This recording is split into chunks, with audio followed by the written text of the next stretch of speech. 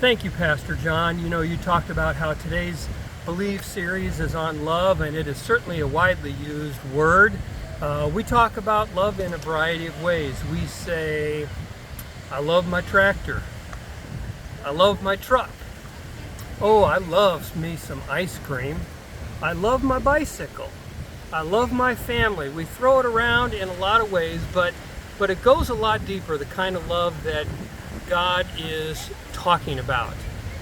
The Bible tells us that we are to love God with all our heart, mind, and soul, and love our neighbor as ourselves. In fact, the beautiful reading today from the Old Testament says, "Hear, O Israel, the Lord our God, the Lord is one. Love the Lord your God with all your heart, and with all your soul, and with all your strength.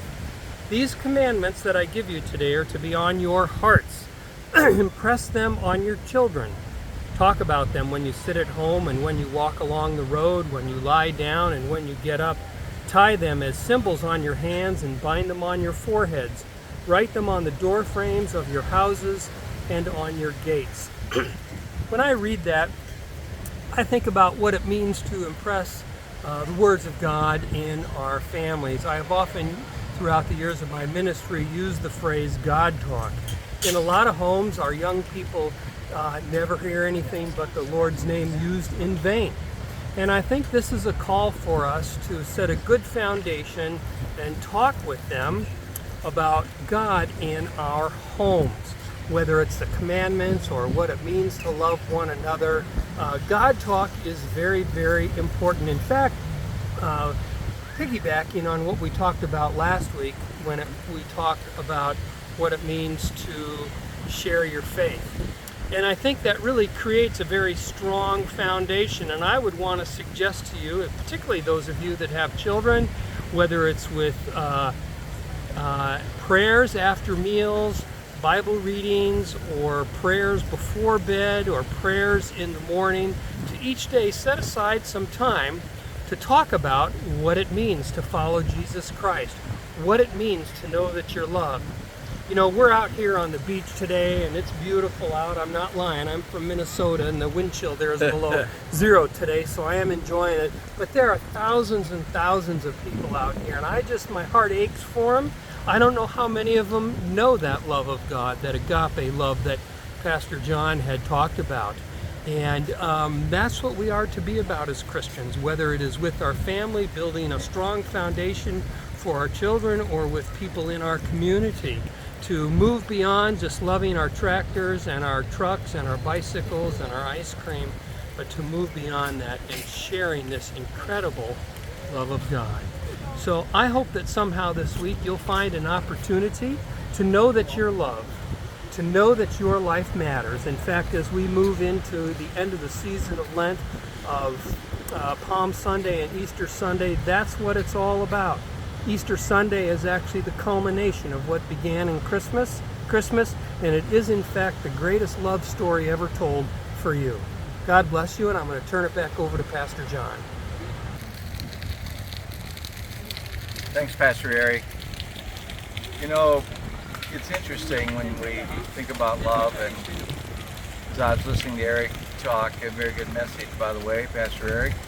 He's retired now, but I'm making him work. Thank you for that. But, we were talking, there's so many different ways to understand love. And some people think love is kind of doing everything for the other person.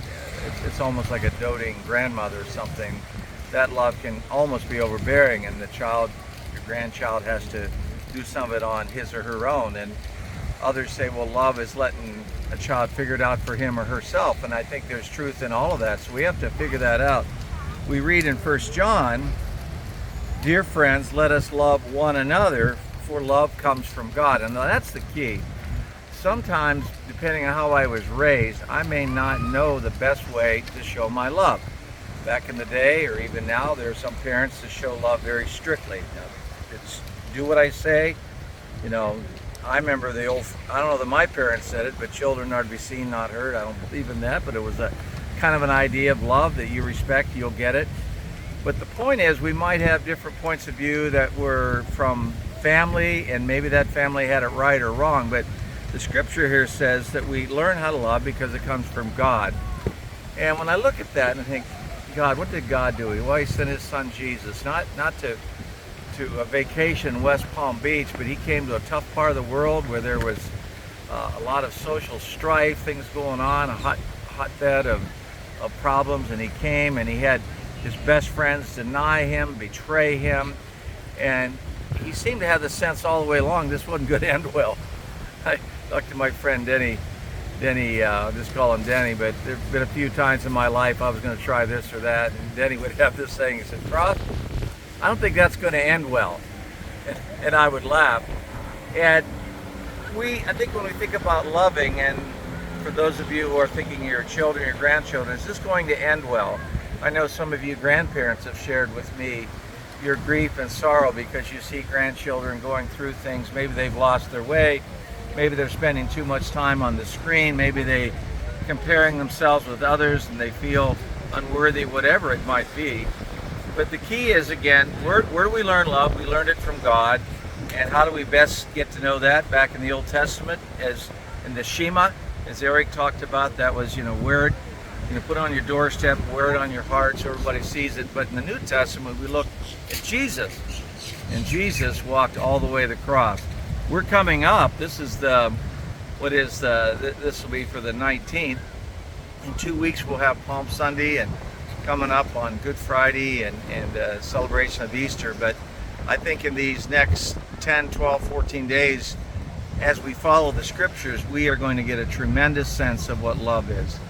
And I just want to end with this, that you folks at Selbo have really shown me love, who came, off the bike trip and from all kinds of interesting places, but you didn't know much about me, but you did know that I came from the shepherd and that Jesus was my Lord, and the rest of it we worked out.